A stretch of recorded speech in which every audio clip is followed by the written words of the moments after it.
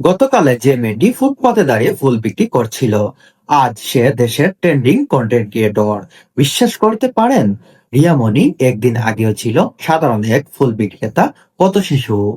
আর আজ সে তার ফেসবুক পেজে 50,000-এরও বেশি ফলোয়ার্স। আর যারা দিনের পর দিন পরিশ্রম করে কন্টেন্ট বানায়, মাসের পর মাস লেগে যায় একটু ভিউ আর ফলোয়ার তুলতে, সেখানে একটা ভাইরাল মুহূর্তে বদলে দেয় এই পথশিশুর মেয়েটির পুরো জীবন। রেহানা রাখি আপু তার নামে পেজ খুলে দিলেন আর দিশার মা প্রমোট করে দিলেন। মুহূর্তেই শুরু হয়ে গেল ম্যাজিক। 24 ঘন্টায় 50K ফলোয়ার্স, ভিডিওতে লাখ লাখ ভিউ।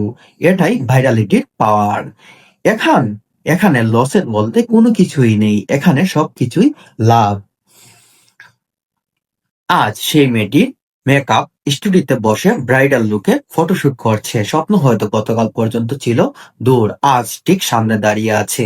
জীবন কখনকার কোন মোড় নেয় কেউ কখনোই বলতে পারবে না। আমি ভাবি সফল হতে সময় লাগে, কিন্তু ভাইরাল হতে সময়